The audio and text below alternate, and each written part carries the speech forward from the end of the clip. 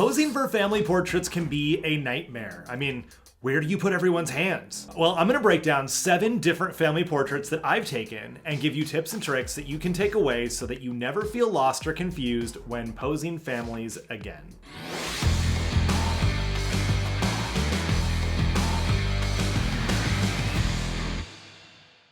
Hello, my name is Mike Lloyd. I am a professional photographer in Silicon Valley, California, and I've been doing this since 2010. I've photographed a lot of people over the years, and for the first about 6 years I was in business, I primarily focused on families. And during the COVID shutdown, when I couldn't be indoors photographing all my normal boudoir clients, I still brought in 6 figures of revenue doing outdoor family portraits. So I'm still a practicing photographer. This is not anything that I just quickly looked up on another video so that I could teach you.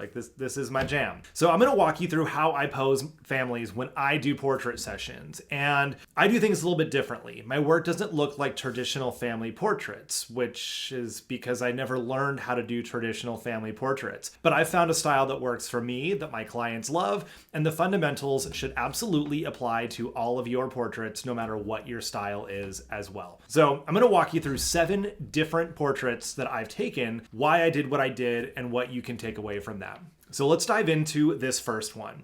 Oh, and quick note, these are families of different sizes. This isn't just a family of 3 or 4. I have some big groups in here too. So I got you covered there. All right, so this is a blended family, and notice their outfits. They're all in jeans and some sort of earthy fall tone top. One of the things I always instruct my families to do is dress like you're going to the same event, not like you're wearing a uniform, unless it's actually a uniform. Maybe they all love the same football team, maybe it's a military family. Uniforms, totally cool, but do not wear the same clothes. I know that's not posing, but it really helps with the variety of the poses that you can create when you're posing individual people and not a bunch of clones. So what I do is I start in the very center and I work my way outward. I either put the smallest or the tallest person in the middle, and then I build from there. If it's a nuclear family, one set of parents and any number of children, usually start with mom in the middle. But in this scenario, I was going more for symmetry than for family hierarchy. So notice I put the littlest one right in the center, and then the family builds around that. That geometry looked the best in my mind. This was one image from the session. We did lots of variations. This was their favorite one as well. So what I do is I start with the middle one and then I build out, and I have everyone turned in toward the center. So if you notice, moving to the right, we have, the ladies there and then the 2 other fellas. Their left foots are all forward. Then you go to the other side and their right foots are all forward. So everyone is facing slightly inward. That keeps the feeling of family like it's a group without having to bunch everyone up. They're all facing the middle of the family. And then from there, I just alternate different poses. I don't want everyone in the same pose because that looks lame. I mean, maybe if you're doing high school sports photos and you have everyone doing the same thing, but even still, you can absolutely, and you should absolutely mix that up. So I do different variations of thumbs in pockets, of fingers in pockets, of holding onto hands, one hand in pocket, one arm down, and then I'll swap that around. And if you'll notice over here, he's got both of his arms behind his back. Same position as this guy right here, but his arms are in front of him. And again, it's just variation. I don't stress over a particular order. I don't go hands in front, thumbs, and then fingers, and anything like that. I just move my way from the center out and make sure that no 2 people standing next to each other have the same pose. And I want them all to look comfortable and casual. So everything here looks like they're just hanging out. They're just chilling. But every single pose is naturally engineered. And the other things that I'll do sometimes put arms around each other, but that only works if the people are at the right height, that the arms don't look awkward, like they're too high or too low, or we get phantom hands reaching around, and I'll show you some examples of that as we go on. So this is a super basic pose I can do with any family of any size. And again, build tallest in the center or shortest in the center and just put everyone in a very comfortable, casual pose. And it's easy to work across the line because they're not holding an uncomfortable pose. So you don't have to worry about the first person totally losing where you put them. They're just hanging out. So that is example one. Let's go to number two. Okay, this one's a little more posed looking. And again, I love geometry in my images. So again, I might put mom in the center sometimes, but because the kids are very, very different sizes, I put the boy in front and the two ladies behind him. He's also in darker colors. They're in white. So I want to put him in the front to block some of that white because it's so bright in the rest of the scene. I want to make sure we see him and their outfits don't look totally blown out and overwhelming in the image.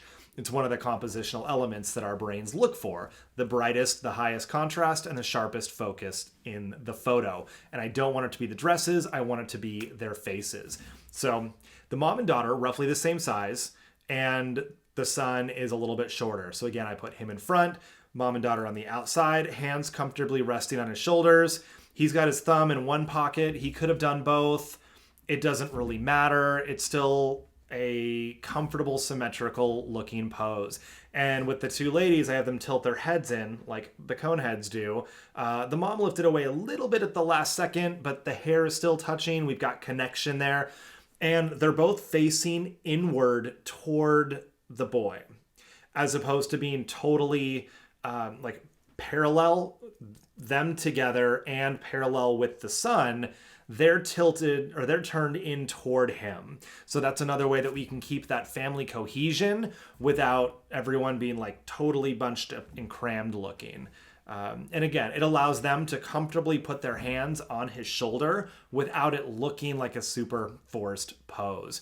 So once you have everyone lined up like we had in this first photo, now you can bring everyone in like this and do hands on or around each other, and it's a natural progression into the shoot. If the two children were roughly the same size and mom was taller than them, I would put her in the back and the two kids in the front with her hands on their shoulders to keep the symmetry in the image. If you like asymmetry in your photos, then by all means shuffle that around. I like symmetry in my work. Here's an example of asymmetry, but the number one thing for me is a family being real. That to me trumps any pose, any technical, anything. This girl had so much sass. Once I got engaged with her and we were having fun together, getting silly, she did this pose and you could see the mom cracking up because like that's her, that's what she does. Dad's looking super casual. He's got his arm around her, hand on the bench. Notice his hand is comfortably on the bench. If he was taller or shorter and it didn't naturally rest there, I wouldn't have him do that. I would have had him hook his thumb in his pants pocket or hook his fingers in his pants pocket. I wouldn't have him put his hand on the daughter because his arm would be up too high. He'd be doing T-Rex arms, but the hand down on mom's waist is fine. Hand down there is cool. Again, or in his pockets. He's turned in, the mom is turned in, so they're both turned in facing the girl in the front, just being an awesome looking family. And I will have family members look at the camera and then look at each other, look at different people.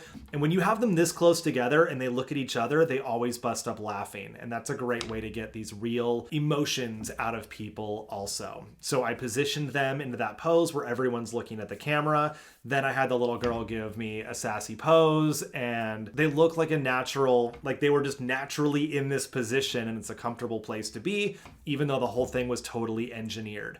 And when I'm guiding families into something like this, I'm not going to say, all right, now when you do the sassy pose, I want you to look at her and start laughing, because no one knows how to do that unless they're a professionally trained actor or actress. So what I do is I put them into the positions and then I work them to get those emotions to come forward. And again, I mean, this will sell 100% of the time over them just standing there looking posed at the camera.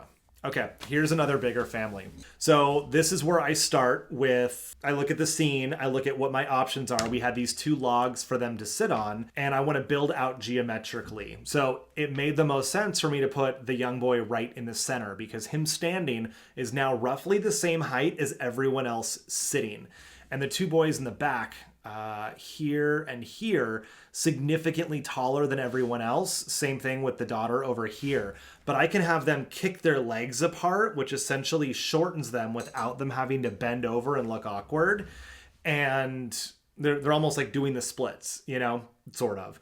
But that lowers them down so that they're at the same level, again, without bending over and looking and feeling awkward. And then I have everyone look at me. I have them all look at each other. And then I'll look at the boy in the middle and then back at the camera. And this is why they're all making like naturally happy looking expressions. The daughter on the end is actually laughing. Dad is still looking over here at his son, because they all just had a really up close and personal staring contest. They all bust up laughing, and then I get them to look at me before they can reset back to a serious face. And funny story about this photo, as we were taking it, this random bulldog walks into the frame and sits down right at mom and dad's feet and looks back at the camera, just posed like he's part of the family. And that was the image that they ended up picking to print and hang up on the wall.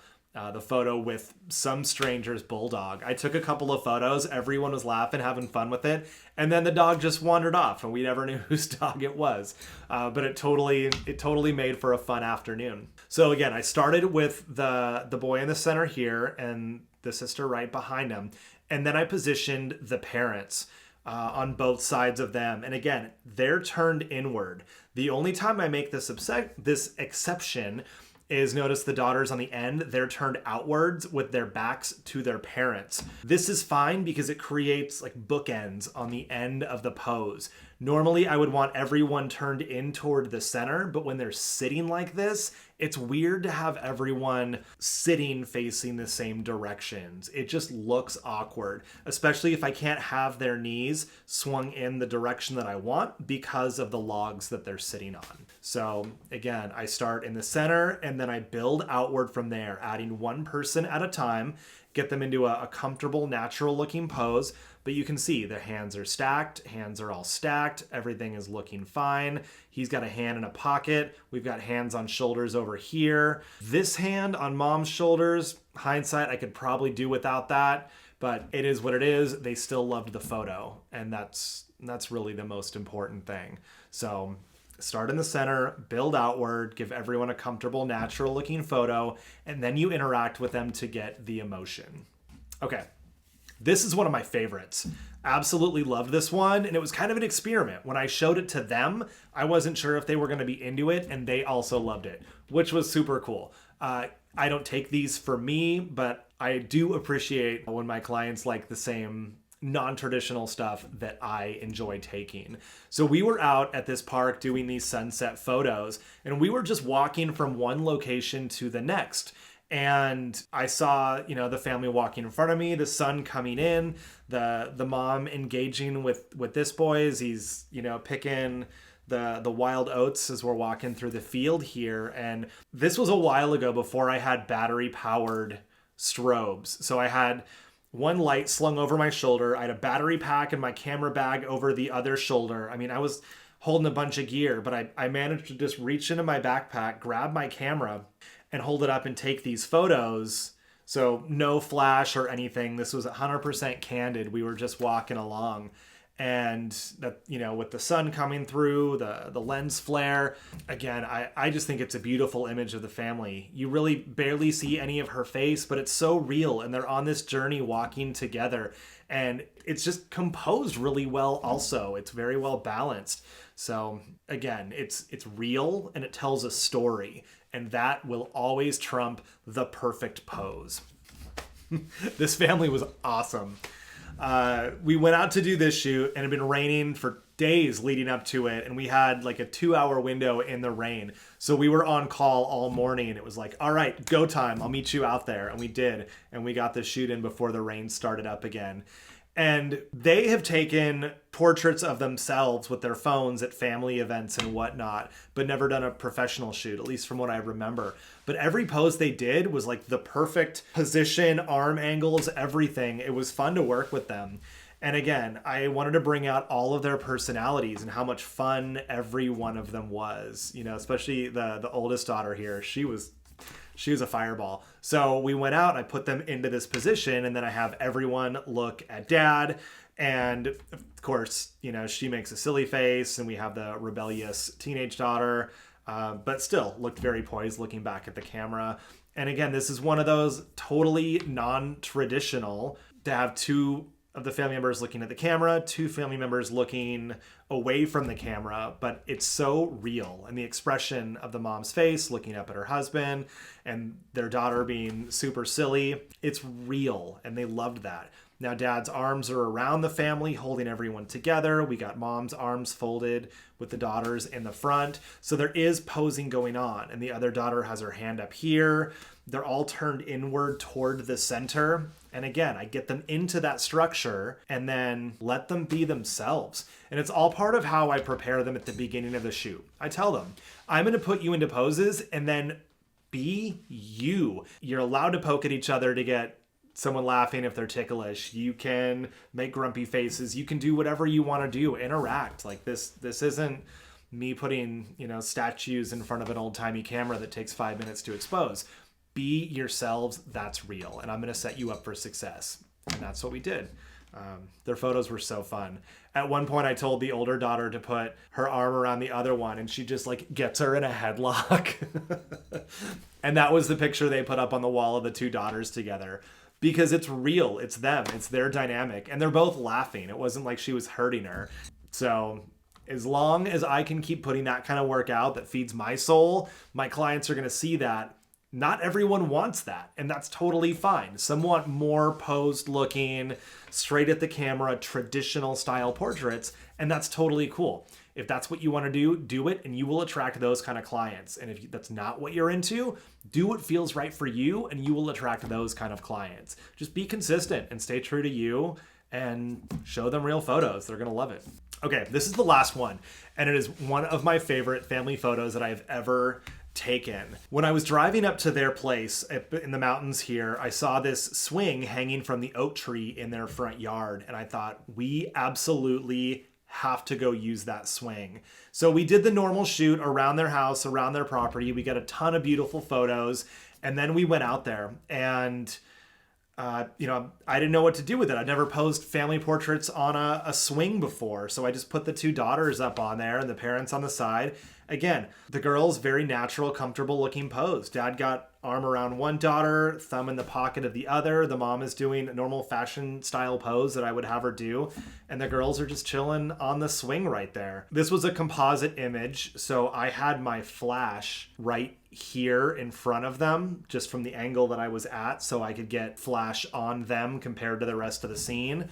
And then I took a plate shot so that I could mask that off in Photoshop. I also added the clouds in post-production later because we had a really blown out sky that afternoon. Just from the angle and the exposure that I had to get, I wanted more drama in the sky, so I put the clouds in. I don't normally sky swap when I do family portraits because I don't normally have that much sky in a family shot, but this one was too epic not to do anything like that. So yeah, I masked out my light. I put a new sky in, but it's a totally non-traditional portrait, and this is the one that they blew up into a huge metal print to hang up on the wall. And this is one of the samples that I still hang up even, 8 years, 9 years later. When I do, you know, fundraiser events where I need samples of photos, this is one of the metal prints that I'll put out because it's just, it grabs your attention. And it's posed, it's geometrically sound, like it looks well engineered, but it also looks pretty natural and it's very unique. You know, I've had a ton of clients reach out and ask if we can go to that location, and unfortunately we can't because it's my client's front yard. But again, it's one of my favorites, and I think this encompasses a lot of what I do. My own personal style. I put them in a position to look good aesthetically and then get them to be themselves. So the girls were stoked to be up on the swing. The parents thought it was a cool idea too. and we all had fun that day. So hopefully this made approaching family portraits that much easier for you. Where to put the hands, how to position people. You don't have to overthink it. Create some geometry, get everyone facing the center to look like a family, and then get them interacting together. Have fun. That's the most important thing, because when they have fun, their faces look like they're enjoying the process. No one's looking miserable. That is what you don't want. And just play, have fun, experiment. Take enough photos that if you mess up a couple, it's totally fine. And know that every time you do it, you're gonna get that much better. I've got other videos on posing and lighting, how to find clients on this channel as well. So be sure to subscribe and you can check those out. And every new one that comes out, you will get a notification for that. You are amazing. We'll see you inside.